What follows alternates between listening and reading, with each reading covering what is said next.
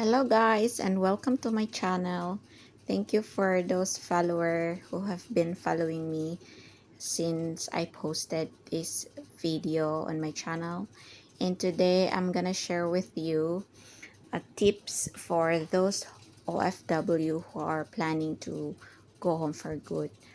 Um, last time nag-post ako dito ng video about how we started our farming investment na tinatawag. So, this area, ito yung nangyari sa amin nung El Nino last year.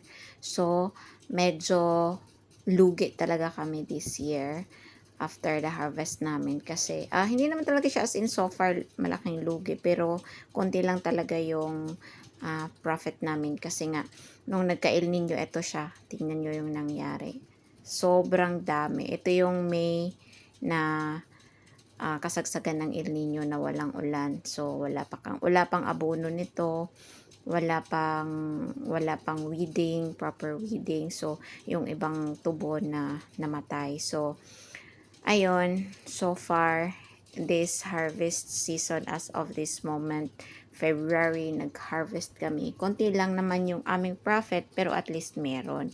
So, ito yung mai-advise ko sa mga OFW na gustong sumubok sa negosyo na to, na sakaling uuwi na sila, meron silang panguhugutan ng kanilang replacement ng kanilang income.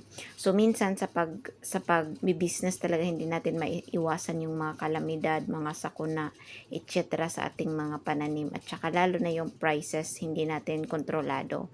But so far, sa pag-start ng pagnenegosyo, pag nalaman mo na yung paikot-ikot ng negosyong to, hindi ka na mahihirapan mag-transition. So, that is why it is necessary to start a business while you are still working abroad rather than starting a side hustle, side business when you are there na sa Pilipinas. Kasi nga, medyo mahirapan kang mag-adjust. Gawa na nga, sabi ko nga, ang negosyo na ganito ay hindi mo agad makikita yung success niya after how many years mo pa makikita. Gawa ng minsan syempre lalo na pag wala ka doon, papamanage mo lang sa tao, hindi ka yung hands-on na magtatrabaho, iba talaga.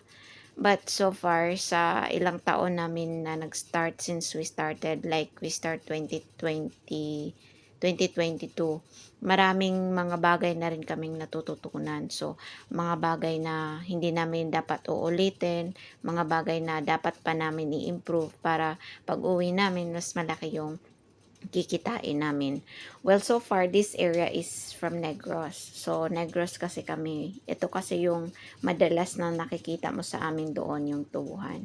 So far sa tubuhan naman, hindi ka naman lugi. Basta make sure na ayos yung sistema ng ano mo, yung pagtatanim mo, ayos yung pag-aalaga mo, tsaka proper fertilization. Ayan.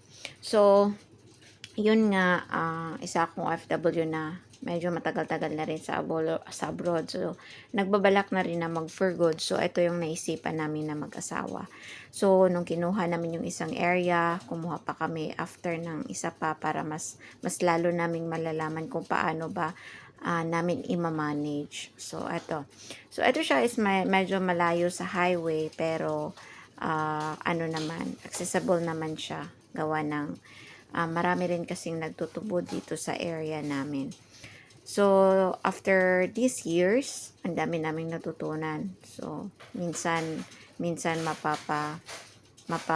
ano ka talaga, mapapahinto ka na lang na kasi kung minsan nadi-discourage ka kasi nga may mga bagay lalo na financially medyo nadi-discourage ka, pero wag mo isipin yung discouragement na yan. So, eto naman yung sa other area namin. So, which is the second area.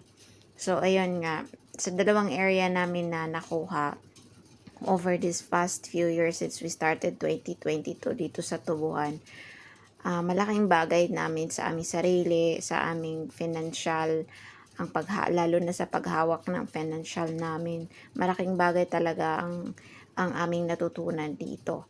Kaya ayan, ito naman ay so far wala pang herbicide. So update this moment. Naglalagay pa lang kami. So, ayun, may next week medyo okay na to. Pero so far na to, ilang raton na to. Nakailang raton na kami dito. Hindi kami nagpalit. Gawa ng okay pa siya. So, yun ang kagandahan sa tubo. Gawa ng kang nakailang raton ka pa, pwede mo siyang mapapaulit-ulit. So, ito naman nung nag-harvest kami is yung pinaano lang namin sa transloading. Hindi kami dumiretso sa rice milling talaga. Sa transloading lang to. So, mas malapit lang kasi sa amin yung transloading. Yung uwi ko is ano lang, limited lang. 3 weeks lang yung uwi ko. Tapos ito naman yung nag-harvest na kami. So, ito yung daanan. Dito ako sa bahay namin nag-video na to. So, ito naka-apat na truck kami. Naka-apat na truck kami nito. Last 2023. So, this year, medyo hindi kami nagbenta mismo. Binenta lang namin per tons. Tapos ito naman yung daanan. So, super yung daanan namin. Pero, so far, magaling kasi yung mga driver. Kaya, kahit yung ganitong kakitid na daan, kahit ganito, very challenging. Pero, pag maayos yung driver mo, naku, walang problema. Ito yung kagandahan talaga pag alam mo yung plano mo na mag for good. Or, kahit hindi mo pa plano mag for good, pero pag meron kang konting maitabi, isipin mo muna yung ano ba yung gusto mong gawin pag uwi mo. So, itabi mo muna yung pera mo.